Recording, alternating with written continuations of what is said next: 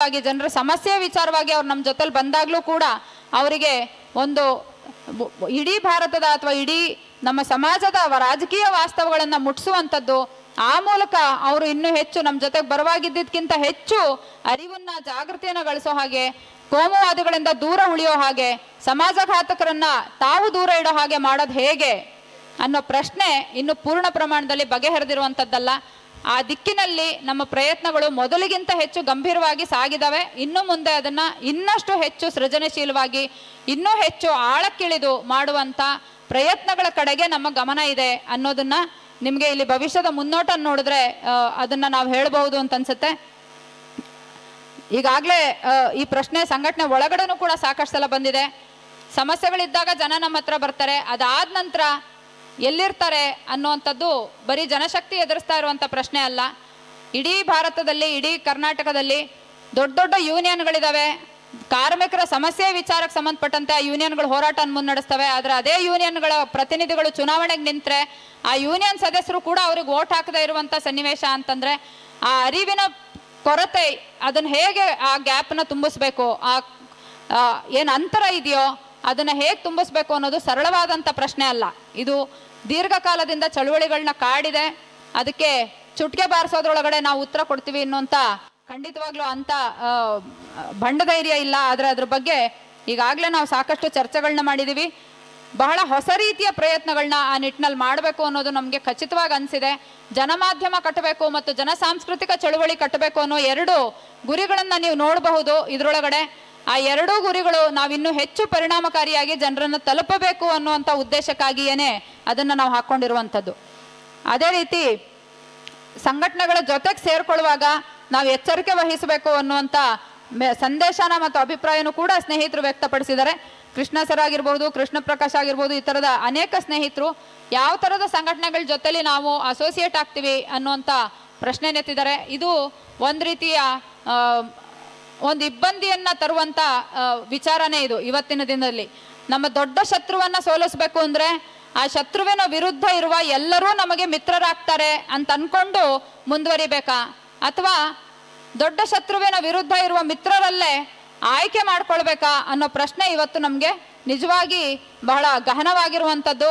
ಆ ಪ್ರಶ್ನೆಗೂ ಕೂಡ ಉತ್ತರ ಕಂಡುಕೊಳ್ಳುವಂಥ ದಿಕ್ಕಿನಲ್ಲಿ ಈ ರಾಜ್ಯ ಸಮ್ಮೇಳನದಲ್ಲಿ ಭವಿಷ್ಯದ ಮುನ್ನೋಟದ ಭಾಗವಾಗಿಯೂ ಪ್ರಣಾಳಿಕೆ ಮಂಡನೆ ಆಗುತ್ತೆ. ಇದರ ನಂತರ ಅದ್ರ ಭಾಗವಾಗಿಯೂ ಕೆಲವು ವಿಚಾರಗಳು ಮಂಡನೆ ಆಗ್ತವೆ. ಅಷ್ಟೇ ಅಲ್ಲದೇ ರಾಜ್ಯ ಸಮ್ಮೇಳನದ ನಂತರ ಕೂಡ ಈ ವಿಷಯದಲ್ಲಿ ನಾವು ನಮ್ಮ ಚರ್ಚೆಯನ್ನು ಮುಂದುವರಿಸಿ ಅದ್ರ ಬಗ್ಗೆ ನಿಲುವಿಗೆ ಬರುವಂಥ ಅಗತ್ಯ ಇದೆ. ಅದನ್ನು ಮಾಡ್ತೀವಿ ಅಂತ ಹೇಳ್ತಾ, ಅದೇ ರೀತಿ ಕೆಲವು ರಾಜಕೀಯ ಪಕ್ಷಗಳನ್ನೇ ಆಯ್ಕೆ ಮಾಡ್ಕೊಳ್ಬೇಕು ಪರ್ಯಾಯವಾಗಿ ಅನ್ನುವಂಥ ಸಲಹೆಗಳೆಲ್ಲ ಬಂದಿದ್ದಾವೆ. ಅವೆಲ್ಲವನ್ನು ಮುಂದಿನ ಗೋಷ್ಠಿಗಳಲ್ಲಿ ನೆಕ್ಸ್ಟ್ ಚರ್ಚೆ ಆಗತ್ತೆ. ಅದರ ನಂತರ ನಾವು ಈ ಚರ್ಚೆನ ಮುಂದುವರಿಸೋಣ ಅಂತ ಅನ್ಸುತ್ತೆ. ಟಾಸ್ಕ್ಗಳನ್ನ ತಲುಪಲಾಗಿಲ್ಲ, ಅದಕ್ಕೀಗ ಮಾರ್ಗೋಪಾಯ ಏನು ಅನ್ನೋದನ್ನ ನೀವು ನಾಳೆ ಭವಿಷ್ಯದ ಮುನ್ನೋಟದ ಭಾಗವಾಗಿ ಅದನ್ನ ಕೇಳಿಸ್ಕೊಳ್ತೀರಿ. ಅದರ ನಂತರದಲ್ಲೂ ಅವು ಸಾಲದು ಅಂತ ಅನ್ಸಿದ್ರೆ, ಆ ಮುನ್ನೋಟಗಳಲ್ಲಿ ಕೊರತೆ ಇದೆ ಅಂತ ಅನ್ಸಿದ್ರೆ ಖಂಡಿತವಾಗಿಯೂ ಅದಕ್ಕೂ ನಿಮ್ಮ ಅನಿಸಿಕೆ ಅಭಿಪ್ರಾಯಗಳನ್ನ ಮುಂದಿಡಬಹುದು. ನಾವು ಅದನ್ನ ಹೇಗೆ ಒಳಗೊಳ್ಳಬಹುದು ಅಂಥೇಳಿ ಯೋಚನೆ ಮಾಡ್ತೀವಿ. ಈಗಾಗಲೇ ಮುನ್ನೋಟ ನಿಮ್ಮ ಕೈಲಿರೋದ್ರಿಂದ ನಾಳೆ ಮುನ್ನೋಟದ ಮಂಡನೆಗೆ ಮುಂಚಿತವಾಗಿಯೇ ನಿಮ್ಮ ಸಲಹೆಗಳನ್ನ ಕೊಡೋ ಹಾಗಿದ್ರು ಕೂಡ ಅವಕ್ಕೂ ಸ್ವಾಗತ ಇದೆ. ಕೊನೆಯದಾಗಿ ಯುವ ಜನರು ಮತ್ತು ವಿದ್ಯಾರ್ಥಿಗಳನ್ನ ಎಲ್ಲದರಲ್ಲೂ ಬಹಳ ಮುಖ್ಯವಾಗಿ ಪ್ರಸ್ತಾಪಿಸ್ತಾ, ಅದೇ ಸಂದರ್ಭದಲ್ಲಿ ಇವತ್ತಿನ ಈ ಕಾರ್ಯಕ್ರಮಗಳಲ್ಲಿ ವೇದಿಕೆ ಮೇಲಿನ ಪ್ರಾತಿನಿಧ್ಯದಲ್ಲಿ ಇಲ್ಲ ಅಂದರೆ ಮುಂದೆ ಕೊಡೋ ಪ್ರಶ್ನೆ ಎಲ್ಲಿ ಅನ್ನುವಂಥ ಮಾತು ಬಂದಿದೆ. ಇನ್ನೂ ಈ ಸಮ್ಮೇಳನ ಮುಗ್ದಿಲ್ಲ, ಆದರೆ ನಿಮ್ಮ ಅನಿಸಿಕೆಯನ್ನು ನಾವು ಗೌರವಿಸ್ತೀವಿ. ಅದರೊಳಗಡೆ ಇನ್ನಷ್ಟು ಪ್ರಾತಿನಿಧ್ಯ ಇರಬೇಕು ಅಂತ ನಿಮ್ಗೆ ಅನ್ಸಿದ್ರೆ ಆ ಸಲಹೆಯನ್ನು ನಾವು ಗೌರವಿಸಿ ಸ್ವೀಕರಿಸ್ತಾ, ಇನ್ನೂ ಸಮ್ಮೇಳನ ಮುಗಿದಿಲ್ಲ, ಈಗಾಗಲೇ ಆಹ್ವಾನ ಪತ್ರದಲ್ಲಿ ನೀವು ಗಮನಿಸಿದ್ರೆ ಅನೇಕ ಯುವ ಮುಂದಾಳುಗಳು ಇವತ್ತು ಮತ್ತು ನಾಳೆ ಕಾರ್ಯಕ್ರಮ ನಡೆಸ್ಕೊಡ್ತಾರೆ, ಮಂಡನೆ ಮಾಡ್ತಾರೆ, ಚರ್ಚೆಗಳಲ್ಲಿ ಪಾಲ್ಗೊಳ್ತಾರೆ ಮತ್ತು ಚರ್ಚೆಗಳನ್ನು ಅವರೇ ನೇತೃತ್ವ ವಹಿಸಿಕೊಂಡು ನಡೆಸ್ಕೊಡ್ತಾ ಇದ್ದಾರೆ. ಆ ಎಲ್ಲವೂ ಅಲ್ಲದೆಯೂ ಇನ್ನಷ್ಟು ಪ್ರಾತಿನಿಧ್ಯ ಇರಬೇಕು ಅನ್ನುವಂಥ ನಿಮ್ಮ ಕಳಕಳಿ ಖಂಡಿತವಾಗ್ಲೂ ನಮ್ಮೆಲ್ಲರದು ಆಗಿದೆ. ಆ ನಿಟ್ಟಿನಲ್ಲೂ ನಾವು ಪ್ರಯತ್ನವನ್ನು ಮುಂದುವರಿಸ್ತೀವಿ ಅಂತ ಹೇಳಿ, ಎಲ್ಲದಕ್ಕಿಂತ ಮುಖ್ಯವಾಗಿ ಸಂಘಟನೆಯ ಕಾರ್ಯಕರ್ತರ ಬೆಳವಣಿಗೆ, ವೈಚಾರಿಕ ಮತ್ತು ಸೈದ್ಧಾಂತಿಕ ಸಿದ್ಧತೆ ಕುರಿತಾಗಿ ಬಂದಂಥ ಸಲಹೆಗಳನ್ನು ಇನ್ನಷ್ಟು ಹೆಚ್ಚು ಗಂಭೀರವಾಗಿ ಪರಿಗಣಿಸ್ತೀವಿ. ಈಗಾಗಲೇ ನಾವು ಹೇಳಿದಾಗೆ ಜನಶಕ್ತಿ ಎಷ್ಟೋ ಸಂದರ್ಭಗಳಲ್ಲಿ ಟೀಕೆಗಳನ್ನ ಎದುರಿಸಿದೆ. ಎಲ್ಲ ಕೆಲಸಗಳಲ್ಲೂ ಕಾಲಾಳಗಳಾಗಿ ಕುದುರೆಗಳಾಗಿ ದುಡಿಯೋದಕ್ಕೆ ಹೋಗ್ತಾ ಇರೋದ್ರ ಜೊತೆಗೆ ಅದರ ನಾಯಕರಾಗಿ ಮುನ್ನಡೆಯೋದು ಹೇಗೆ, ಅದರ ನಾಯಕರಾಗಿ ಯಾವ ರೀತಿಯಲ್ಲಿ ನಿಮ್ಮನ್ನು ನೀವು ಸ್ಥಾಪಿಸ್ಕೊಳ್ತೀರಿ ಅನ್ನುವಂಥ ಟೀಕೆಗಳನ್ನು ಈಗಾಗಲೇ ಎದುರಿಸಿದೆ. ಅದನ್ನು ಸಮರ್ಥಿಸುವಂಥ ರೀತಿಯಲ್ಲಿ ಇಲ್ಲೂ ಕೂಡ ನಿಮ್ಮ ಅನಿಸಿಕೆಗಳು ಬಂದಿದ್ದಾವೆ. ಅವು ಕೂಡ ನಮಗೆ ಬಹಳ ಗಂಭೀರವಾದಂಥ ಎಚ್ಚರಿಕೆಯ ಪಾಠಗಳು. ಅಲ್ಲೂ ನಾವು ಮೈ ಮರಿಬಾರ್ದು ಅನ್ನೋದು ನಮಗೆ ಗೊತ್ತಿದೆ. ಹಾಗಾಗಿ ಸಂಘಟನೆ ಕಾರ್ಯಕರ್ತರ ತಿಳುವಳಿಕೆ ಮತ್ತು ವೈಚಾರಿಕ ಪ್ರಜ್ಞಾ ಮಟ್ಟವನ್ನು ಹೆಚ್ಚಿಸೋದು ಮಾತ್ರ ಅಲ್ಲದೆ ಒಟ್ಟಾರೆಯಾಗಿ ಇಡೀ ಸಂಘಟನೆಯೇ ತನ್ನನ್ನು ತಾನು ಸಮಾಜದ ಮುಂದೆ ಯಾವ ರೀತಿಯಲ್ಲಿ ಬಿಂಬಿಸ್ಕೊಳ್ಬೇಕು ಅನ್ನೋದು ಕೂಡ ಮುಖ್ಯವಾಗಿ ಇನ್ನಷ್ಟು ಹೆಚ್ಚು ಈ ಸಮ್ಮೇಳನದಲ್ಲೂ ಮುಂದಿನ ಗೋಷ್ಠಿಗಳಲ್ಲಿ ಚರ್ಚೆ ಆಗತ್ತೆ. ಅಕ್ಕಿಯವರು ಕೇಳಿದ ಹಾಗೆ ಇದಕ್ಕೆ ನಾಯಕತ್ವ ಕೊಡುವಂಥ ಸಂಘಟನೆ ಅನ್ನೋದನ್ನ ಯಾಕೆ ಬಿಂಬಿಸ್ಕೊಳ್ತಾ ಇಲ್ಲ ಅಂತಂದರೆ ಅದಕ್ಕೆ ಮುಖ್ಯವಾಗಿ 2 ಕಾರಣಗಳಿದ್ದಾವೆ. ಮೊದಲನೇದು, ಜನಶಕ್ತಿ ಇನ್ನೂ 10 ಶಕ್ತಿಗಳನ್ನು ಜೊತೆಗೂಡಿಸ್ಕೊಂಡು ಸಮನ್ವಯ ಮಾಡ್ತಾ ಹೋದರೆ ಮಾತ್ರವೇ ಈ ಸಮಾಜದ ಸಮಸ್ಯೆಗಳಿಗೆ ಒಂದು ಕಾಯಕಲ್ಪ ಕಾಣಿಸೋದಕ್ಕೆ ಸಾಧ್ಯ ಅಂತ ನಂಬ್ಕೊಂಡಿರುವಂಥ ಸಂಘಟನೆ.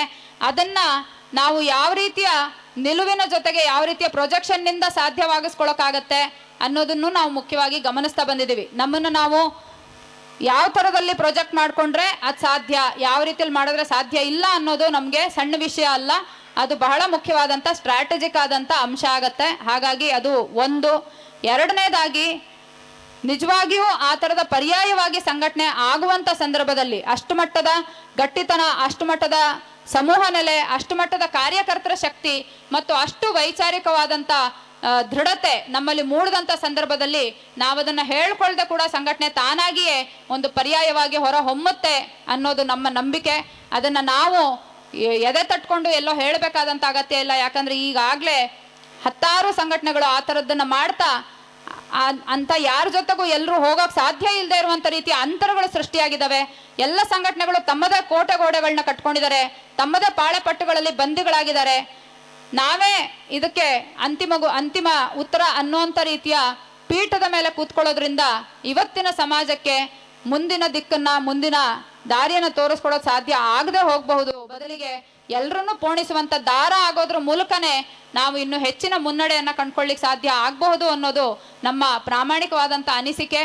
ಹಾಗಾಗಿ ಇವತ್ತಿನ ಮಟ್ಟಕ್ಕೆ ಸಂಘಟನೆಯ ಶಕ್ತಿ, ಸಾಮರ್ಥ್ಯ ಮತ್ತು ನಿಲುವು ಏನಿದೆಯೋ ಅಷ್ಟಕ್ಕೆ ಸೀಮಿತವಾಗಿ ನಾವು ನಮ್ಮ ಪ್ರೊಜೆಕ್ಷನ್ನು ಕೂಡ ಮಿತಿಗೊಳಿಸ್ಕೊಂಡಿದ್ದೀವಿ ಅಂತ ಹೇಳ್ಬೋದು ಅನ್ಸುತ್ತೆ.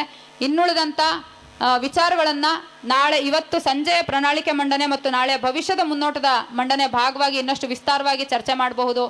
ಇಷ್ಟೊತ್ತು ನಿಮ್ಮೆಲ್ಲರ ಅಭಿಪ್ರಾಯ, ಅನಿಸಿಕೆಗಳನ್ನ ಮುಕ್ತವಾಗಿ ಹಂಚ್ಕೊಂಡಿದ್ದಕ್ಕೆ ಮತ್ತು ಅದಕ್ಕೆ ಉತ್ತರಗಳನ್ನ ಕೇಳಿಸ್ಕೊಂಡಿದ್ದಕ್ಕೆ ನಿಮ್ಮೆಲ್ರಿಗೂ ಧನ್ಯವಾದಗಳನ್ನ ತಿಳಿಸ್ತಾ ವರದಿ ಮತ್ತು ಅವಲೋಕನದ ಈ ಕಾರ್ಯಕ್ರಮನ ಇಲ್ಲಿಗೆ ಮುಕ್ತಾಯ ಮಾಡ್ತಾ ಇದ್ದೀವಿ. ಸಂದೇಶಗಳಿರ್ತವೆ, ಸ್ನೇಹಿತರು, ಒಡನಾಡಿಗಳ ಸಂದೇಶಗಳ ನಂತರ ಈ ಗೋಷ್ಠಿ ಮುಕ್ತಾಯ ಆಗತ್ತೆ. ಧನ್ಯವಾದ.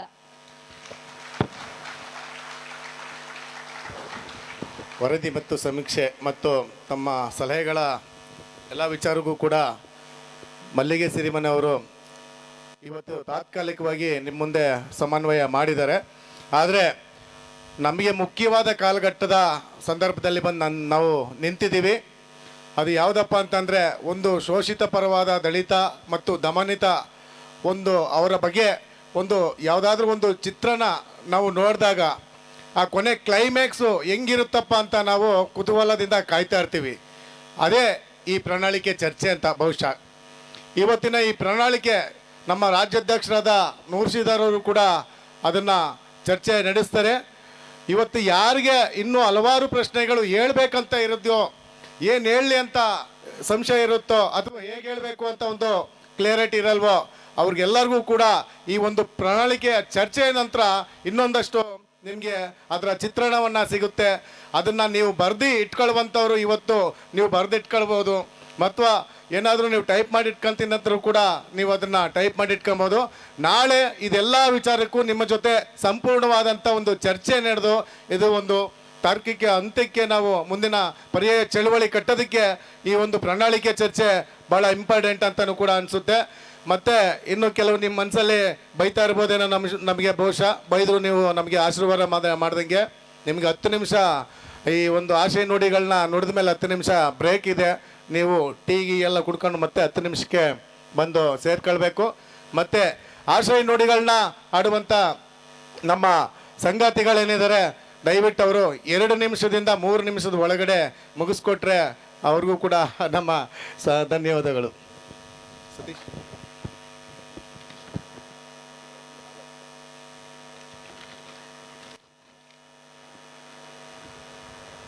ಈ ಗೋಷ್ಠಿಯ ಆಶಯ ನುಡಿಗಳನ್ನು ಆಡಬೇಕು ಅಂಥೇಳಿ ಸಿದ್ದನಗೌಡ ಮೋದಿಗೆ ಅಧ್ಯಕ್ಷರು ಭಾರತೀಯ ಕೃಷಿಕ ಸಮಾಜ ಬೆಳಗಾವಿ ಇವರನ್ನು ವೇದಿಕೆ ಆಹ್ವಾನಿಸ್ತೇನೆ. ದಯವಿಟ್ಟು ಎಲ್ಲ ಅತಿಥಿ ಗಣಮಾನ್ಯರು 2 ನಿಮಿಷದಲ್ಲಿ ತಮ್ಮ ಸಂದೇಶವನ್ನು ಮುಗಿಸ್ಬೇಕಂತೇಳಿ ಕೋರ್ಕೊಳ್ತೇನೆ.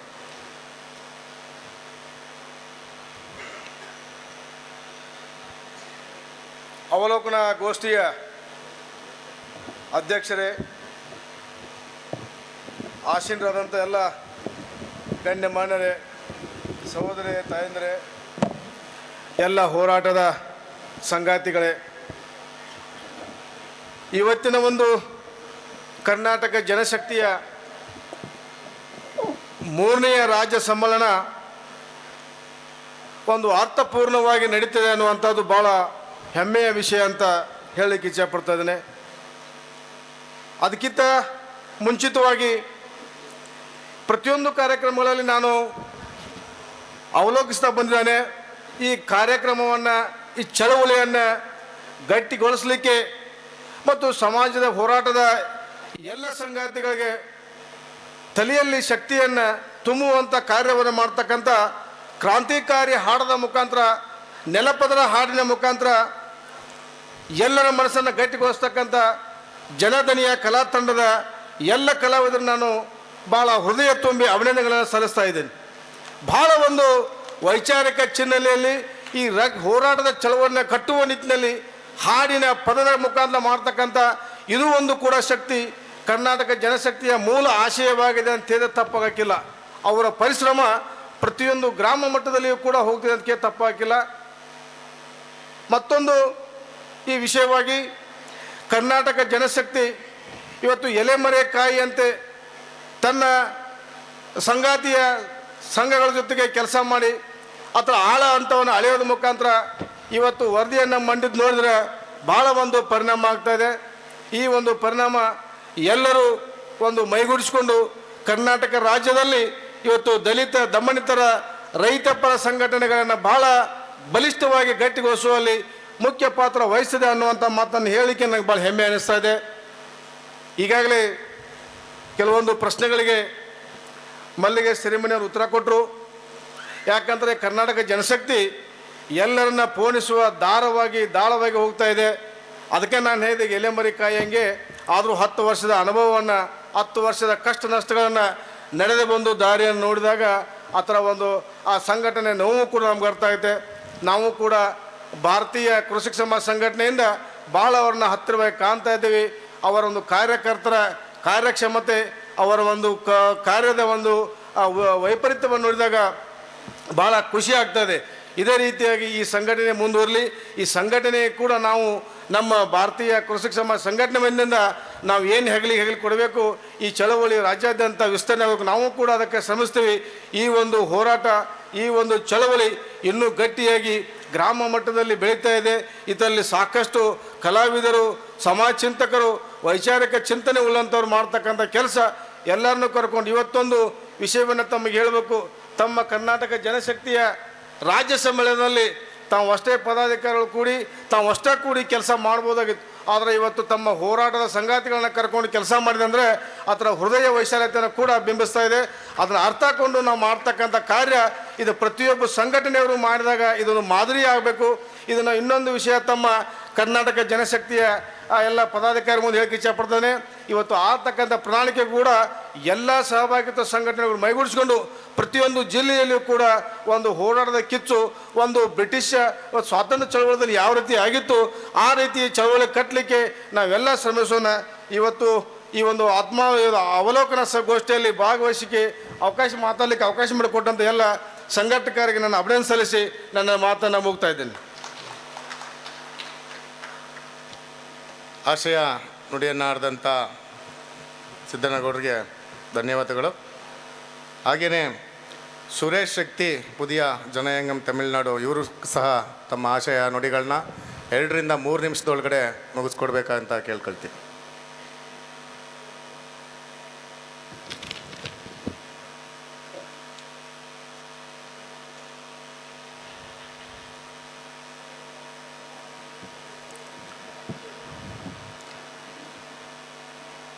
Good evening to all the comrades and other persons present in the meeting.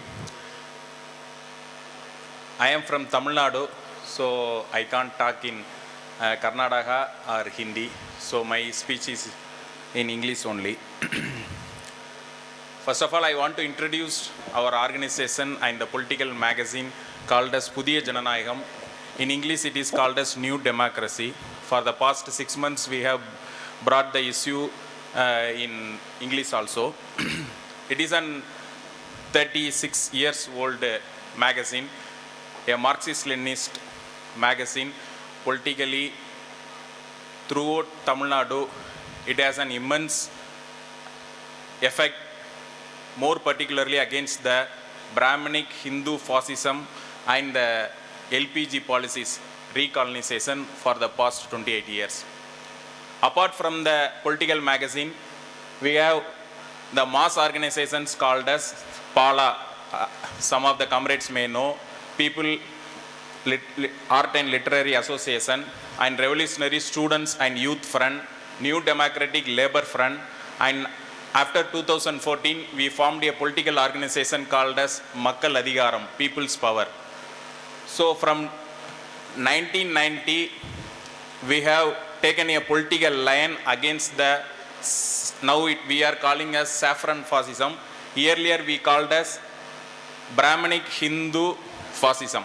After the Babri Masjid demolition and after the God Dangal agreement was signed by Indian government, we called as the recolonization. So in this context, we have some rich experience in fighting against these fascist forces in Tamil Nadu. And you know, apart from our organization, Tamil Nadu is flourished with various Periyarist organizations and Tamil nationalist organizations and all other ML parties who have fight against the Brahminical Hindu fascism in toto. So now we are coming to the KGS manifesto. They have circulated a manifesto for this conference. So we have given a 5 pages written note, the critique about that manifesto in ideological and practical, and how to understanding the fascism and Indian fascism, how we have to defeat the fascism with a proper manner. But what are the appreciable points in the KGS manifesto is, it has clearly present the situation as a counter-revolutionary is in the power and they are dictating the agenda of our country. So we have to understand the thing first and we have to build our mass organizations on the line. And the second appreciable point is, they are not speaking about a political party change in the ruling system. They are standing for the basic social, political, organizational change. And another thing is, now the social media and the Godi media has an immense effect throughout our country. So they have proposing for a alternate media. So these are the appreciable points, and we all these type of organization has to be carefully taken these aspects into our working style and in our ideological fight. On the lacuna and missing and misunderstanding of some issues, they have narrating the Indian fascism as a Manuwadi forces wanted to regain the power, and at the same time the corporates wants to loot the people as more toiling masses as a slaves. So it has an international connection. We are understanding the fascism as that. It is not as old fascism. So now, after the neoliberal policy has been implemented throughout the country and in our India, the neo-fascism has developed, and it is the fascism is basically, we have to understand, it is an financial imperialist oligarchy. So that type of understanding of the fascism is missing in the manifesto. So if we have clearly understand the fascism only, we can defeat the fascism and we can build a united front how to defeat the fascism. So that understanding, the comrades have to be revisited and they have to change their understanding of the Indian fascism. And moreover, in the context only, in the 2014, Modi and the Sangh Parivars came into the power.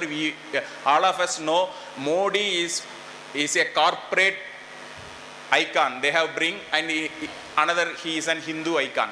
So the collaboration of these hybrid thing only bring the Indian fascism. So that understanding only give a clear picture, and there is no clear understanding who is the enemy. We have to declare to the people, the RSS, Sangh Parivar, BJP is the real enemy of our country, and we have to straight of all work against that organizations and their ideology and their power structures. So that type of understanding also we have to develop. And moreover, the Sangh organization have a organized, and they are in power, and they are very much experienced in how to create a riots and all the things. So we have to build a defense forces among the mass organizations, and otherwise we cannot survive, we cannot sustain our struggle against the fascist forces. So that to be taken into the account. And thereafter, the KGS manifesto is lacking in seeing the fascism, Indian fascism, as a Hindu nationalism, because they are warmongering against the China and Pakistan, and they have taken a American imperialist stand against China. So this warmongering from the beginning itself, we have to educate and awakening the people against these steps. Otherwise they will put some issues, and they will win the elections, and they will create their powers. And I think that they have given minutes. So the last thing we want to emphasize is that there is a shifting from the Marxist-Leninist ideology in the KGS manifesto, and now they have bringing so many ideologies, and they are want to bring all the ideologies in a under an umbrella. So that may be you have to revisit it, because Marxist-Leninist ideology, we can inspire from Ambedkarian thoughts, and we have also from Tamil Nadu Periyar thoughts, and Basava, Buddha, and all other that type of anti-Brahmanical ideological or thoughts. But we have to see under the Marxist-Leninist prism, and we have to work among the organizations from that aspects. So we have to a liberal approach among that organization, but our ideology may not be a liberal ideology. That comrades have to be very much careful, we want to emphasize. And the last thing, our understanding is to defeat the fascism ultimate, we have to build a all-Indian mass-based revolutionary party, and then an unified people front between the labor classes, including oppressed caste, religious, community organization. And thereafter, we have no fascism is one of the capitalist side. So the other anti-fascist forces also emerged in the long battle. So we have to build a united anti-fascist front. That only the solution to thrown out the fascist regime in our country. And thereafter we have to form a anti-fascist democratic republic with a people dictatorship, which only prevent the headlift of the saffron corporate fascist force again.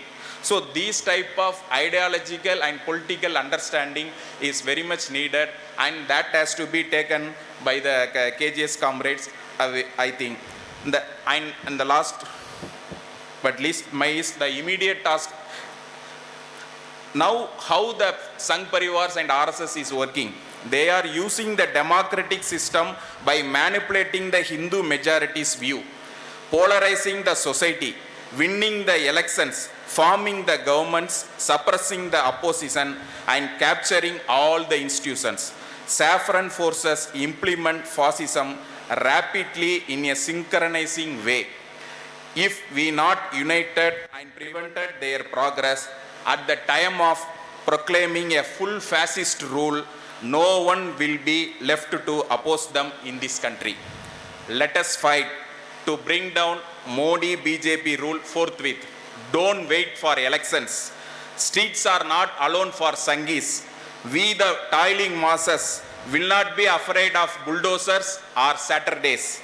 Let we awake, stand, build, work unity among the anti-fascist forces, and we let down the saffron corporate fascism. Revolutionary wishes from our organization and political magazine. Thank you.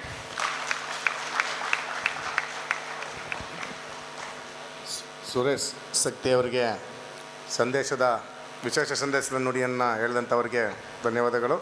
ಹಾಗೆಯೇ BT Vishwanath ವಕೀಲರು ಮಂಡ್ಯ, ಇವರು ಸಹ ವಿಶೇಷ ಸಂದೇಶ ಹೇಳಬೇಕಂತ ಕೇಳ್ಕೊಳ್ತೀನಿ.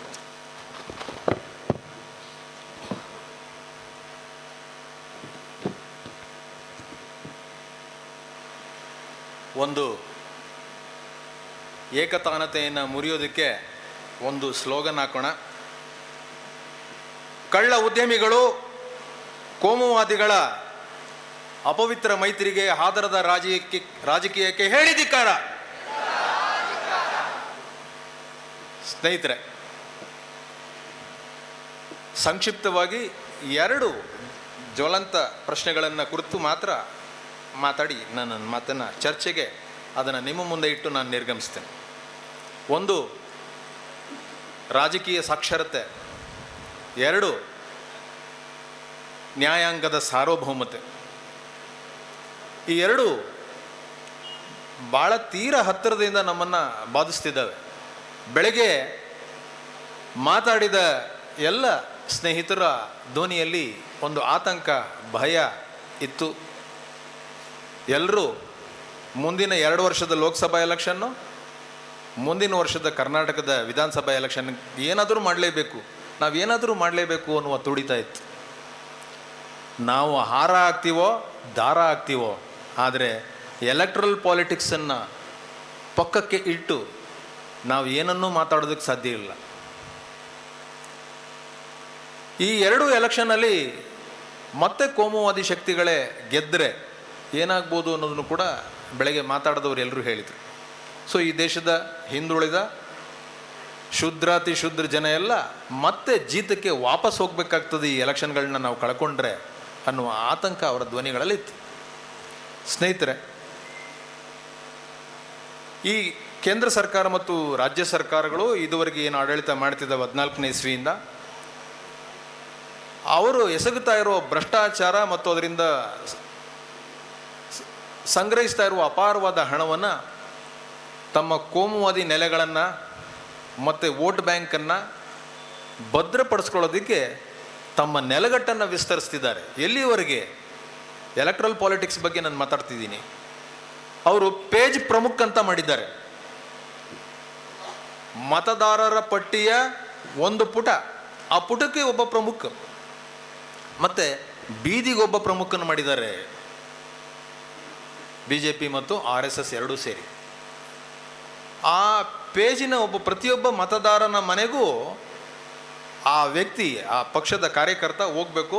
ಅವ್ರ ದೈನಂದಿನ ತೊಂದರೆಗಳೇನಿದೆ, ಅವ್ರ ಮನೆಯಲ್ಲಿ ಮದುವೆನೋ ತಿಥಿನೋ ಮತ್ತೊಂದೋ ಏನೋ ಇದ್ದರೆ, ಅಥವಾ ಯಾವುದೋ ಕಚೇರಿಯಲ್ಲಿ ಕೆಲಸ ಆಗಬೇಕು ಅಂತಂದರೆ ಅವ್ನು ಹೋಗಿ ವಿಸಿಟ್ ಮಾಡಬೇಕು ಅಂತೇಳಿ ಹೇಳಿದ್ದಾರೆ. ಪಕ್ಷದ ಕೇಂದ್ರದ ಅಣತಿ ಆ ಕಾರ್ಯಕರ್ತರಿಗಿದೆ, ಮತ್ತು ಅವ್ರು ಏನು ಮಾಡಿದ್ರೋ ಅದನ್ನು ಅಪ್ಲೋಡ್ ಮಾಡಬೇಕು ಅಂತಿದೆ, ಮತ್ತು ಅವ್ರಿಗೆ ಅದಕ್ಕೆ ಪೇಮೆಂಟ್ ಆಗುತ್ತೆ. ಹೀಗಿರುವಾಗ ನಾವು 2 ವರ್ಷದ ಅಥವಾ ಮುಂದಿನ ವರ್ಷದ ಎಲೆಕ್ಷನನ್ನು ಗೆಲ್ಲೋದು ಹೆಂಗೆ ಅನ್ನೋದರ ಕುರಿತು ಭಾಳ ಆಳವಾಗಿ ಎಲ್ಲ ಸಂಘಟನೆಯ ಪ್ರಮುಖರು, ಇದು ಜನಶಕ್ತಿದು ಅಂತ ಅನ್ಕೋಬೇಕಾಗಿಲ್ಲ, ಎಲ್ಲ ಸಂಘಟನೆಗಳ ಎಲ್ಲ ವ್ಯಕ್ತಿಗಳ ಮುಂದೆ ಇರುವಂಥ, ನಮ್ಮ ಪ್ರಗತಿಪರರ ಮುಂದೆ ಇರುವಂತಹ ಪ್ರಶ್ನೆ ಇದೆ. ಕನಿಷ್ಠ ನಾವು, ನನಗನ್ಸೋದು, ಬೂತ್ಗೆ 100 ಜನನಾದರೂ ಕಾರ್ಯಕರ್ತರನ್ನು ನಾವು ನಮ್ಮ ಎಲ್ಲ ಸಂಘಟನೆಗಳು ಒಗ್ಗೂಡಿ ತಯಾರು ಮಾಡಿ ಅವರಿಗೆ ನಾವು ಶಕ್ತಿಯನ್ನು ತುಂಬಿ ನಾವೇನಾದರೂ ಅವ್ರಿಗೆ ಈ ಎಲೆಕ್ಷನಲ್ಲಿ ನಾವು ನಿಲ್ಲೋದಕ್ಕೆ ಶಕ್ತಿ ಇಲ್ಲ ಅನ್ನೋದು ನಮಗೆಲ್ಲರಿಗೂ ಗೊತ್ತಿದೆ, ನಮ್ಮ ಸಂಘಟನೆಗಳ ಆರ್ಥಿಕ ಶಕ್ತಿ.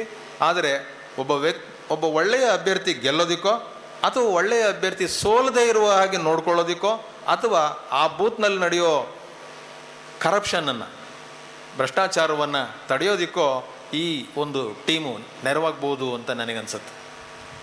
ಆ ಕುರಿತು ನೀವೆಲ್ಲರೂ ಸಲಹೆ ಸೂಚನೆಗಳನ್ನು ಕೊಡ್ಬೋದು ನಾಳೆ ಚರ್ಚೆ ಮಾಡಿ. ಮತ್ತು ಎಲೆಕ್ಷನ್ನಲ್ಲಿ ಭಾಳ ಆತಂಕದ ಇನ್ನೊಂದು ವಿಷಯ ಏನಂತಂದರೆ, ವಿದ್ಯಾವಂತ ಮತದಾರರೇ ಕರಪ್ಟ್ ಆಗಿರುವಂಥದ್ದು. ವಕೀಲರ ಸಂಘದ ಎಲೆಕ್ಷನ್ಗಳು, ವೈದ್ಯರ ಸಂಘದ ಎಲೆಕ್ಷನ್ಗಳು, ಮತ್ತು ಪದವೀಧರರ ವಿಧಾನ ಪರಿಷತ್ತಿನ ಎಲೆಕ್ಷನ್ಗಳನ್ನ ನಾವು ನೋಡ್ತಾ ಇದ್ದೀವಿ. ಎಲ್ಲವೂ ಗುಂಡು ತುಂಡು ಹಣ ಇಲ್ಲದೆ ಎಲೆಕ್ಷನ್ಗಳಾಗ್ತಾ ಇಲ್ಲ.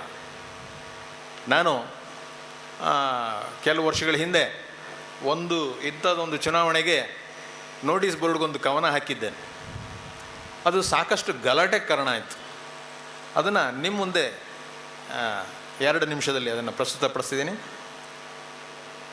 ಇವರು ಗೊಮ್ಮಟರೆ ಅಂತ. ಅತ್ತ ಶ್ರವಣ ಬೆಳಗೊಳದಲ್ಲಿ ವರ್ಷ 12ಕ್ಕೊಮ್ಮೆ ನಡೆಯುತ್ತದೆ ಮಹಾಮಸ್ತಕಾಭಿಷೇಕ. ಇತ್ತ ಇಲ್ಲಿಯೂ ನಡೆಯುತ್ತದೆ ಸಾರ್ವತ್ರಿಕ ಚುನಾವಣೆಗಳಲ್ಲಿ ಸಂಘ ಸಂಸ್ಥೆಗಳ ಹಣಾಹಣಿಗಳಲ್ಲಿ ಆಲ್ಕೋಹಾಲಾಭಿಷೇಕ, ಕನಕಾಭಿಷೇಕ ಎಲ್ಲವನ್ನೂ ತೊರೆದ ಅವನು ಗೊಮ್ಮಟ. ಇವರೂ ಗೊಮ್ಮಟರೆ, ಮೂರನ್ನೂ ಬಿಟ್ಟವರು ಅಂತ.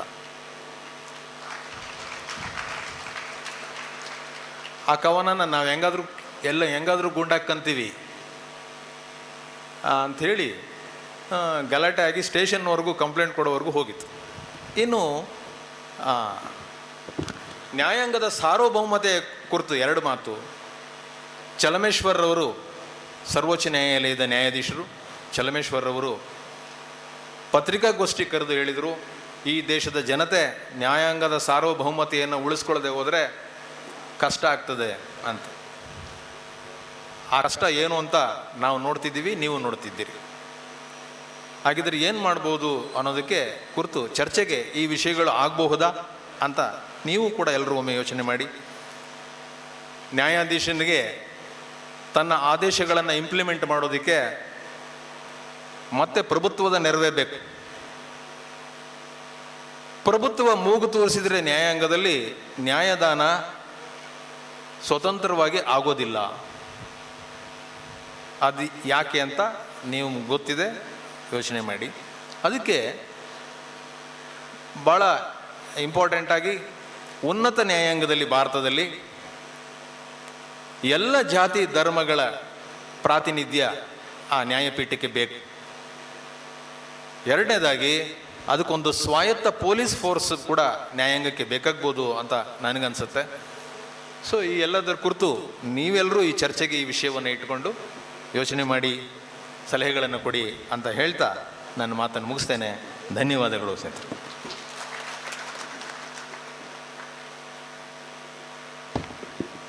ಮುಂದಿನ ವಿಶೇಷ ಸಂದೇಶವನ್ನು ನೀಡುವಂಥರು ಫಾದರ್ ಸತೀಶ್ ಫರ್ನಾಂಡಿಸ್, ವಿಮುಕ್ತಿ ಸಂಸ್ಥೆ ಪೋತ್ನಾಳ್ ಮಾನ್ವಿ.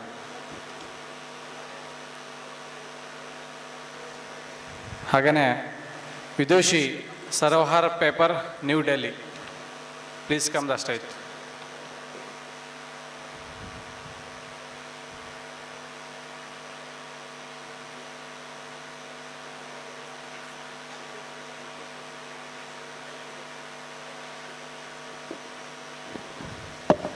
सभी साथियों को क्रांतिकारी लाल सलाम. Revolutionary greetings to everyone who is present here and Karnataka Janashakthi for organizing the 3rd state conference. I'll be briefly submitting my organization's stance over here, and it goes like, it is true that the concept of welfare state was largely abandoned in 1990s, and since then world capitalism as well as Indian capitalism has taken forward the process of liberalization, privatization, globalization initiated in the 1980s. It led to a big shift towards financialization that landed Indian economy into a sustained crisis. This crisis brought forward the fascist forces in India and also enabled their ascendance. Narendra Modi rising to power in 2014 was a result of this. It can be said that the finance capital-led corporate forces combined with the Manuwadi communal forces utilized the latter as their running dogs to completely take over the country's reins into their hands. This is only threatened and continues to threaten the constitution as well as all other democratic institutions of India. The country is thus facing a historical regression as the fascists have come to dominate every aspect, social, political, ideological of Indian society. This has been rightly said in the People's Manifesto that it is a counter-revolution which gained victories after victories since 2014. We are living in dark times when the country's democratic system has almost completely been taken over by the fascist forces. However, we believe that the democracy which existed before 2014 was already a decayed and a rotten one, and it was subjected to further decay after the advent of Modi. And now democracy is nothing but a signboard because the fascist dictatorship led by the big capital of India is well established behind that signboard. The situation is such that the decay of democracy as a result of permanent crisis of world capitalism, Indian capitalism included, cannot be reversed back, and the solution, which is defeating fascism, lies in combining and merger of both the immediate and the final task, which is defeating the fascists in the most proletarian manner so that we can usher in the era of real democracy and not the capitalist democracy back again. So the fight for saving constitution, democratic rights and democratic institutions cannot be separated from the task of establishing a proletarian toiler's rule that will defeat fascism once and forever. Herein lies the importance of the revolutionary slogans in the People's Manifesto, through which Karnataka Janashakthi seems to be trying to intertwine the task of saving the country's democratic system as well as transforming it into a socialist democratic society into a single task at this moment in history. They also rightly point out today that today it is not enough if we wage struggles merely for some reforms or benefits alone. It has to be, in fact, a larger struggle, meaning political, ideological, and other struggles. However, Karnataka Janashakthi would perform a great task if it really strives for what it has pledged in its People's Manifesto. It is, however, sad to note that as we go through the People's Manifesto, it seems that they haven't put or rigorously understood this utmost revolutionary slogan in the correct perspective. We find it giving way to reformism and other political ideological principles, which, if implemented, would completely hamper the importance of and actually go against the revolutionary slogans. We, on behalf of Sarvahara Patrika, are compelled to say this. But nonetheless, we extend our heartfelt wishes to Karnataka Janashakthi and all its delegates for the success of their third state-level conference. We would like to place our views further when we happen to meet in person and discuss things in detail in future. Thank you. Thank you ವಿದುಷಿ.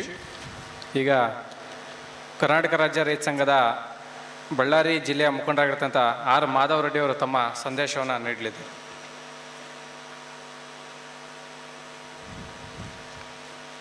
ವೇದಿಕೆಯ ಮೇಲೆ ಆಸೀನರಾಗಿರ್ತಕ್ಕಂಥ ಎಲ್ಲ ಹಿರಿಯರಿಗೂ ಮತ್ತು ನನ್ನ ಮುಂಭಾಗದಲ್ಲಿರ್ತಕ್ಕಂಥ ಭಾರತ ದೇಶದ ಮೂಲೆ ಮೂಲೆಯಿಂದ ಬಂದಂಥ ಎಲ್ಲ ನನ್ನ ರೈತ ಸಹೋದರರಿಗೂ, ನನ್ನ ಅಕ್ಕಂದಿರು ಎಲ್ಲರಿಗೂ ಹೆಸರಿಗೆ ನಮಸ್ಕಾರಗಳನ್ನು ಹೇಳ್ತಾ, ಇವತ್ತಿನ 10 ವರ್ಷದ ರಾಜ್ಯ ಸಮ್ಮೇಳನ ನಡೀತಾ ಇದೆ. ಇದು ಸುದೀರ್ಘವಾಗಿ ಬೆಳಗ್ಗೆಯಿಂದ ನಡೀತದೆ. ನಾಳೆ ಕೂಡ ಇದಿದೆ, ಇವತ್ತೇ ಮುಗಿಯೋದಿಲ್ಲ. ಇದು 10 ವರ್ಷ ದಿಕ್ಕನ್ನು, ಹೊಸ ದಿಕ್ಕನ್ನು 10 ವರ್ಷ ಆದಮೇಲೆ ಅದು ಹೊಸ ದಿಕ್ಕನ್ನು ತೋರಿಸುತ್ತೆ. ಭಾಳಷ್ಟು ರೈತರು ನಮ್ಮ ಸಹೋದರರು ಕೇಳಿದರು, ಮಲ್ಲಿಗೆ ಮೇಡಮನ್ನು ಹೆಂಗ್ರಿ ಮುಂದಿನ ಉದ್ದೇಶ ಏನಂತೇಳಿ. ಮುಂದಿನ ನಡೆ ತುಂಬ ಯಾವಾಗಲೂ ಎಲ್ಲ ಸಂಘಟನೆಯಲ್ಲಿ ಎಲ್ಲ ಹೋರಾಟನೇ ನಿಮ್ಮ ಕೆಲಸ. ಎಲೆಕ್ಷನ್ ಬಂದಾಗ ನೀವು ಯಾಕೆ ನಿರ್ಣಯ ಮಾಡೋದಿಲ್ಲ ಅಂತ ಹೇಳ್ತಾರೆ. ಭಾಳಷ್ಟು ನಮ್ಮ ಸಂಘಟನೆಯಲ್ಲೂ ಕೂಡ ಇದೇ ವಿಚಾರ ನಡೆಯುತ್ತೆ. ಎಲ್ಲ ಬರುವ ಇಲ್ಲಿ ದೊಡ್ಡ ದುರಂತ ಇದೆ ನಮ್ಮ ಮುಂದೆ ಕಣ್ಣಿಗೆ ಕಾಣ್ತಾ ಇದೆ. ಬಸವ ನಾಡ್ಲಿಂದ ಹಿಡಿದು ಕನ್ಯಾಕುಮಾರಿವರೆಗೆ ಹಿಡಿದು ಜಮ್ಮು ಕಾಶ್ಮೀರವರೆಗೆ ಹಿಡಿದು ಇವತ್ತು ಒಂದೇ ಸಮಸ್ಯೆ ಭಾರತದಲ್ಲಿ ನಡೀತಾ ಇದೆ. ಇವತ್ತಿನ ನಿರ್ಣಯ ತಗೋಬೇಕಾದ್ರೆ ಇಲ್ಲಿ ಎಲ್ಲ ಪಕ್ಷದ ಓಟಿದ್ದಾವೆ. ಕಾಂಗ್ರೆಸ್ ಪಕ್ಷದ ಓಟಿದ್ದಾವೆ, BJP ಪಕ್ಷ ಓಟಿದ್ದಾವೆ, ಜನತಾದಳದ ಓಟಿದ್ದಾವೆ, ಹಲವಾರು ಪಕ್ಷಗಳ ಓಟಿದ್ದಾವೆ ಇಲ್ಲಿ ಈ ನಮ್ಮ ದೇಶದಲ್ಲಿ. ಆದರೆ ಈ ದೇಶ ಕೃಷಿ ದೇಶ, ಕೂಲಿ ಕಾರ್ಮಿಕರ ದೇಶ. ಭಾರತ ದೇಶ ಅಂದರೆ ಕೃಷಿ ದೇಶ. 110 ಕೋಟಿ ಜನ ಕೂಲಿ ಕಾರ್ಮಿಕರು, ರೈತರಿದ್ದೀವಿ ಅಂತ ಯಾವಾಗಲೂ ಜಂಬವನ್ನು ಕೊಚ್ಕೊಳ್ತಾ ಇದ್ದೀವಿ ನಾವು. ಆದರೆ ಈ ದೇಶದಲ್ಲಿ ಕೂಲಿ ಕಾರ್ಮಿಕರು ಒಂದು ಓಟಿಲ್ಲ, ರೈತರ ಓಟ್ ಒಂದು ಓಟಿಲ್ಲ. ಬದಲಾವಣೆ ಯಾವಾಗ ಆಗಕ್ಕೆ ಸಾಧ್ಯ ಐತೆ? ಯಾವಾಗಲೂ ಕನಸನ್ನೇ ಕಾಣ್ತಾ ಇದ್ದೀವಿ ನಾವು. ಇಲ್ಲಿ ಪಕ್ಷದ ಪರವಾಗಿ ಕೆಲಸ ಮಾಡ್ತಾ ಇದ್ದೀವಿ. ಎಲ್ಲ ಪಕ್ಷದಲ್ಲಿ ಇದೇ ಕೆಲಸನೇ. ಈಗಾಗಲೇ ಪ್ರಪಂಚ ನೋಡಂತ ಹೋರಾಟ ರೈತರದ್ದು ನಡೀತು. ಮೊನ್ನೆ 21ರಲ್ಲಿ ಚುನಾವಣೆ ನಡೆದಾಗ ಉತ್ತರ ಭಾರತ ದೇಶದಲ್ಲಿ ಮತ್ತೆ ಅದೇ ಕಳ್ಳರ ಪಕ್ಷನೇ ಬಂತು. 2014ರಲ್ಲಿ ಜಪ ಮಾಡಿದ್ರು, ಸನ್ಯಾಸಿ ಜಪ ಮಾಡಿದ್ರು. ಏನು ಕಳ್ಳ ಇಲಿಚಿ, ಏನು ಬೆಕ್ಕು ಇಲಿಚಿ ಆಟವನ್ನು ಆಡಿದರು. ಒಂದು ಸಣ್ಣ ಕತೆ ಹೇಳಿ ಮುಗಿಸ್ತಾ ಇದ್ದೀನಿ, 2 ನಿಮಿಷದಲ್ಲಿ, 1 ನಿಮಿಷದಲ್ಲಿ. ಒಂದು ಬೆಕ್ಕು ದಿನಾಲಿ ಇಲಿಚಿಯನ್ನ ಹಿಡ್ಕೊಳ್ತಾ ಇರುತ್ತೆ. ಇಲಿಚಿಗಳು ಎಲ್ಲ ಕಡೆ ಬಚ್ಚಿಟ್ಕೊಂಡ್ಬಿಡ್ತಾವೆ. ಇಲಿಚಿ ಬಚ್ಚಿಟ್ಕೊಂಡಾಗ ಇದಕ್ಕೆ ಮಾರ್ಗ ಏನು ಹುಡುಕ್ಬೇಕಂತೇಳಿ ಬೆಕ್ಕು ಹುಡುಕ್ತು. ಈಗ ಜಪ ಹಾಕ್ತು, ಸನ್ಯಾಸಿ ಮಾಲೆ ಹಾಕ್ತು ಬೆಕ್ಕು ಹಾಕಿ ಅವು ಇಲಿಚಿಗಳನ್ನ ಹೇಳ್ತು, ನಾನು ನಿಮ್ಮನ್ನು ಹಿಡ್ಕೊಂಬೋದಲ್ಲ, ತಿಂಬೋದಲ್ಲ, ನಾನು ಕಾಸಿಗೆ ಹೊಂಟಿದ್ದೇನೆ, ಇಲ್ಲಿವರೆಗೆ ತಿಂದು ಪಾಪವನ್ನು ನಾನು ಮಾಡಿದ್ದೇನೆ, ಇನ್ನು ಮೇಲೆ ಆ ಪಾಪ ನಾನು ಮಾಡೋದಿಲ್ಲ, ನಿಮ್ಮನ್ನೆಲ್ಲ ಕಾಶಿ ತೋರಿಸಿ ಗಂಗಾ ಸ್ನಾನವನ್ನು ಮಾಡಿಸ್ತಾ ಇದ್ದೀನಿ, ನಿಮಗೆಲ್ಲ ಪರಿಹಾರ ಇವತ್ತೇ ನಾನು ಕೊನೆಗಾಣ್ತೀನಿ, ತಿಂಬೋದಿಲ್ಲ ಅಂತ ಹೇಳಿ ಇಲಿಚಿಗಳು ಬಂದು ಅವ್ರ ಹಿಂದೆ.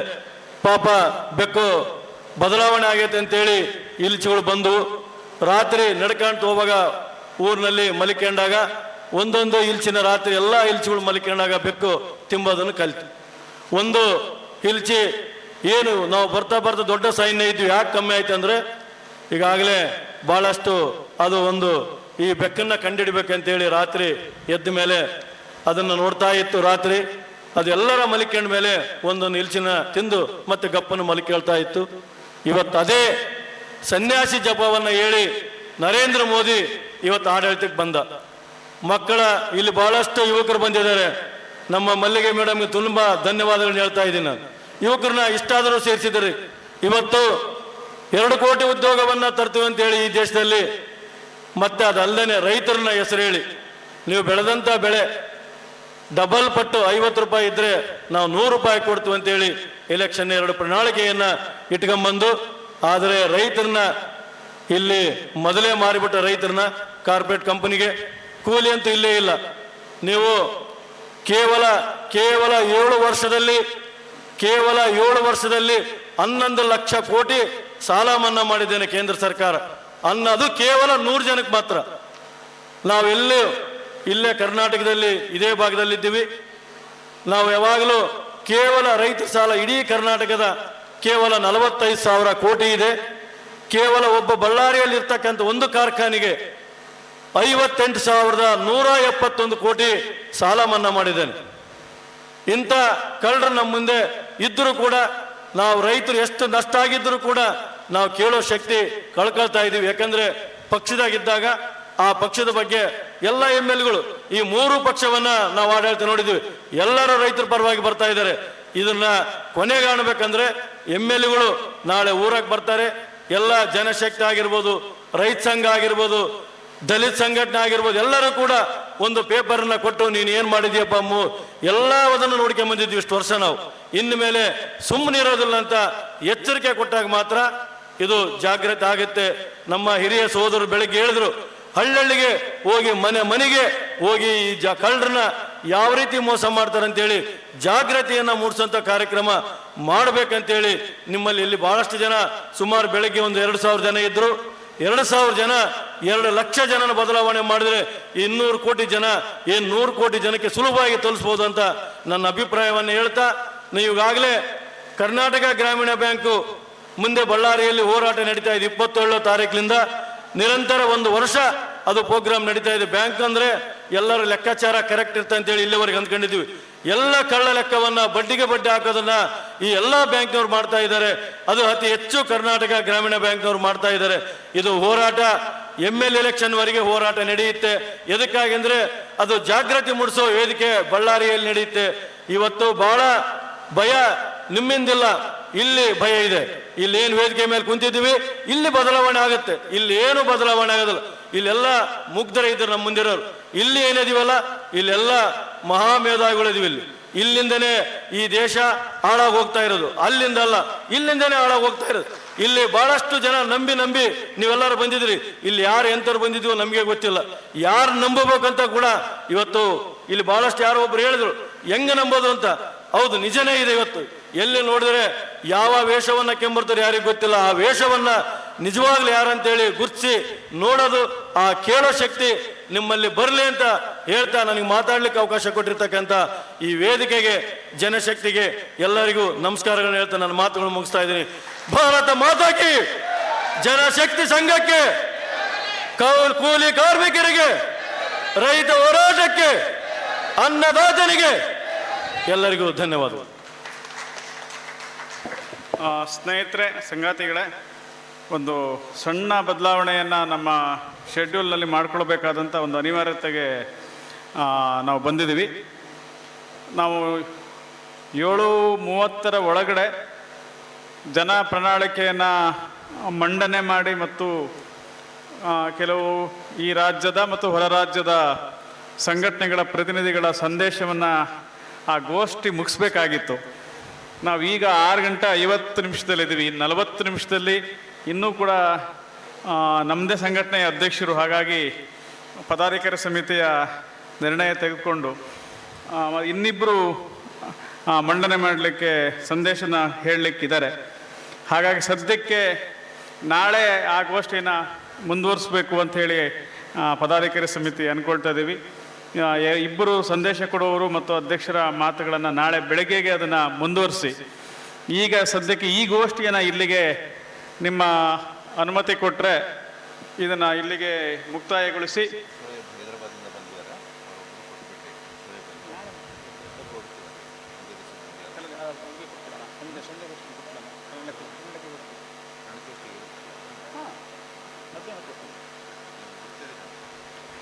ಹಾಗಾಗಿ ಈ ಗೋಷ್ಠಿಯನ್ನು ಸದ್ಯಕ್ಕೆ ಇಷ್ಟಕ್ಕೆ ನಾವು ಮೊಟಕುಗೊಳಿಸಬೇಕಾಗಿದೆ. ಅದಕ್ಕೆ ಇನ್ನೊಂದು ಕಾರಣವೂ ಇದೆ.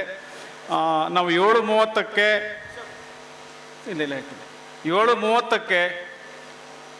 ವಿ ಪೀಪಲ್ ಆಫ್ ಇಂಡಿಯಾ ಎನ್ನುವಂಥ ಬಹಳ ಮಹತ್ವದ ಈ ಕಾಲಘಟ್ಟಕ್ಕೆ ಅತಿ ಅಗತ್ಯವಾದ ನಾಟಕ ಪ್ರದರ್ಶನವನ್ನು ನಾವು ಇಟ್ಕೊಂಡಿದ್ದೀವಿ. ಇದನ್ನೆಲ್ಲರೂ ನೋಡಲೇಬೇಕು ಅನ್ನೋ ಕಾರಣಕ್ಕೆ ಈ ಕಾಲಘಟ್ಟದ ತುರ್ತು ಅವರಿಗೆ ಏನಾಗಿದೆ, ಅವ್ರಿಗೆ 1 ಗಂಟೆಯ ವೇದಿಕೆಯ ಸಜ್ಜಾಗಲಿಕ್ಕೆ ವೇದಿಕೆಯ 1 ಗಂಟೆ ಅವ್ರಿಗೆ ನಾವು ಬಿಟ್ಟುಕೊಡ್ಬೇಕಾಗಿದೆ. 1 ಗಂಟೆಯಲ್ಲಿ ನಾವೇನು ಹಾಡು ಸಾಂಸ್ಕೃತಿಕ ಕಾರ್ಯಕ್ರಮ ಏನೂ ಮಾಡೋಕ್ಕಾಗಲ್ಲ ಅನ್ನೋ ಸ್ಥಿತಿಗೆ ಬಂದಿದ್ದೀವಿ. ಇದ್ರ ಮಧ್ಯೆ ನಾವು ಪ್ರಣಾಳಿಕೆಯನ್ನು ಮಂಡನೆ ಮಾಡಲೇಬೇಕಾಗಿದೆ. ಇಲ್ಲಿರುವ ಯಾರೋ ವೇದಿಕೆಯ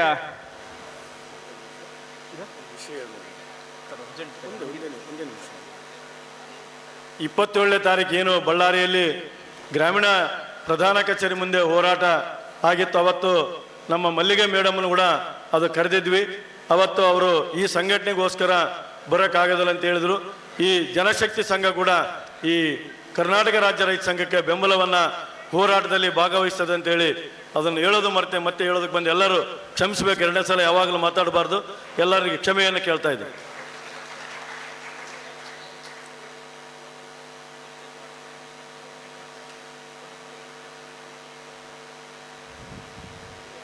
ಹಾಗಾಗಿ ಈಗ ನಾವು ಅವ್ರಿಗೆ 1 ಗಂಟೆಗೆ ಬಿಟ್ಕೊಡ್ಬೇಕಂದ್ರೆ ನಾವೊಂದು 7:45 7:50ಕ್ಕೆ ನಾವು ಈ ಪ್ರಣಾಳಿಕೆ ಮಂಡನೆ ಗೋಷ್ಠಿಯನ್ನು ನಾವು ಮುಗಿಸ್ಕೋಬೇಕು. ಮತ್ತೊಂದು ಇಬ್ಬರು ನಾಳೆ ಇರಲಾರದಂಥ ಸಂಘಟನೆಯ ಮುಖಂಡರುಗಳು ಮತ್ತು ರಾಜ್ಯದ ಇಬ್ಬರು ಮುಖಂಡರು 3 ಜನ ಇದ್ದಾರೆ, ಅವ್ರ ಸಂದೇಶವನ್ನು ಮುಗಿಸ್ಕೋಬೇಕಾಗಿದೆ. ದಯವಿಟ್ಟು ಹೊರಗಡೆ ಇದ್ದ ಜನಶಕ್ತಿಯ ಬೇರೆ ಬೇರೆ ಊರಿನ ಕಾರ್ಯಕರ್ತರು ಅವರು ಎಲ್ಲರೂ ಈಗ 10 ನಿಮಿಷ ಬ್ರೇಕ್ ತಗೊಳ್ಬೇಕು. ನಾವೆಲ್ಲರೂ ಬೆಳಗ್ಗೆಯಿಂದಲೂ ಒಂದೇ ಸಮನೆ ಒಂದು ಏಕತನತೆ ಆಗಿದೆ, ಕೂತು ಬರೀ ಭಾಷಣ ಇವೆಲ್ಲ ಆಗಿ ಒಂದು 10 ನಿಮಿಷ, ಈಗ 6:50 ಆಗಿದೆ, ಒಂದು 10-15 ನಿಮಿಷ 7:05 ಒಳಗಡೆ ದಯವಿಟ್ಟು ಇಲ್ಲಿರುವವರು ಹೊರಗಡೆ ಇರುವವರು ಪ್ರಣಾಳಿಕೆ ಮಂಡನೆ ಏನಿದೆ, ಈ ಪ್ರಣಾಳಿಕೆ ಮಂಡನೆ ಒಂದು ಸಂಘಟನೆಯ ದೃಷ್ಟಿಯಿಂದ, ಬರೀ ಪ್ರಣಾಳಿಕೆ ಅಂದರೆ ಕೇವಲ ಸಂಘಟನೆಯ ಏನು ಹಕ್ಕು ಮತ್ತು ಕರ್ತವ್ಯಗಳ ಬಗ್ಗೆ ಅಲ್ಲ, ಆ ಸಂಘಟನೆಯ ಈ ಚಳುವಳಿಯ ಒಂದು ಆತ್ಮ ಇದ್ದಾಗೆ ಅದರ ಮಂಡನೆ ನಡೆಯುತ್ತೆ. ಇಲ್ಲಿರುವವರು ಹೊರಗಡೆ ಇರುವವರು ಕಾರ್ಯಕರ್ತರು, ವಿಶೇಷವಾಗಿ ಜನಶಕ್ತಿಯ ವಾಲಂಟಿಯರ್ಸ್ ಯಾರಿದ್ದಾರೆ, ಕಡ್ಡಾಯವಾಗಿ 7:05 ಅವರೆಲ್ಲರೂ ಹಾಜರಿರಬೇಕು. ಅದರ ಇನ್ಚಾರ್ಜ್ಗಳು ಯಾರಿದ್ದಾರೆ ನೀವು ಅವರಿಗಿನ್ನ ಹೇಳಬೇಕು. ಇದು ಭಾಳ ಇಂಪಾರ್ಟೆಂಟ್ ಆದಂಥ ಒಂದು ಗೋಷ್ಠಿ, ಎಲ್ಲವೂ ಗೋಷ್ಠಿ ಇಂಪಾರ್ಟೆಂಟೆ. ಈ ಗೋಷ್ಠಿನೂ ಇಂಪಾರ್ಟೆಂಟೆ. ಹಾಗಾಗಿ ಯಾರೂ ಕೂಡ ಇದಾಗಿರಬಾರ್ದು. ಅದರ ಸಮನ್ವಯಕಾರರು ಈಗಲೇ ಕೂಡಲೇ ಬರಬೇಕು. 10 ನಿಮಿಷದ ವಿರಾಮ ಇರುತ್ತೆ. ದಯವಿಟ್ಟು ಎಲ್ಲರೂ ಕೂಡ ಹೊರಗಡೆ ಹೋಗಿ ಬಾತ್ರೂಮ್ ಹೋಗಿ ಟೀ ಕುಡ್ಕೊಂಡು ಸ್ವಲ್ಪ ಗಾಳಿಯನ್ನು ಪಡ್ಕೊಂಡು ಬರಬೇಕು.